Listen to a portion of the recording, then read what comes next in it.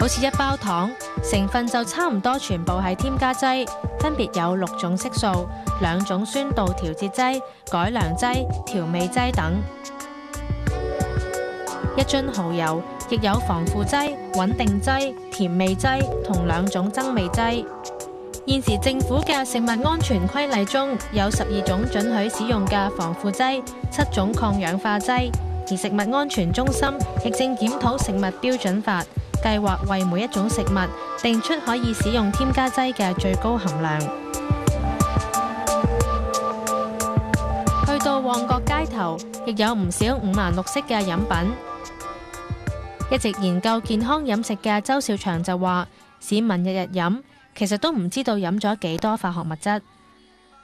而家通常咧比較下架嘅食品咧，乜嘢添加劑都出齊咯，包括係防腐㗎啦，包括係染色素啦、啲味料啦，同埋佢哋因為要用一啲好平價嘅方法去搞出一啲大家都以為係食得嘅嘢，而且係真係唔知佢合唔合法㗎，佢又未必啱用得，個用量係啱嘅喎。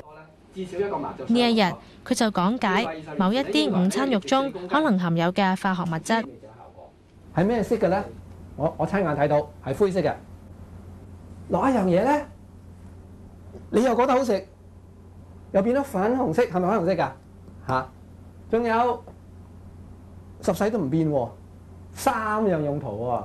嗱，嗰樣嘢咧就叫亞硝酸鹽啦，就係致癌，會引起嘔吐、肚痛、暈。好似呢度咁，就擺落雪櫃雪一晚，或者雪8個鐘頭。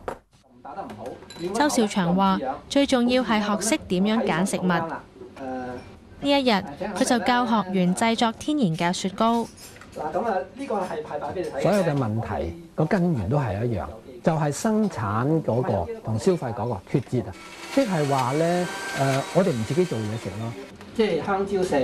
佢又建議我哋食嘢嘅時候，盡量唔好長期食同一類食物，以避免同時吸入同一種化學物質。我而家請大家分享投資，等佢哋嘅身體唔會，你個身體可以稍為冇咁辛苦去處理嗰啲。如果譬如啦，你有咖啡飲，你飲某種咖啡飲足10年啦，你有難啦。講起地球變暖，呢一日盧冠廷嚟到沙田林球茂中學推廣環保生活。一班學生知道食物裡面有咁多化學物質，都覺得好恐怖，但係就唔知道點樣避免。好似啱啱食嚿叉燒咁樣咧，你夾落碗飯度咧，啲飯會變紅啊！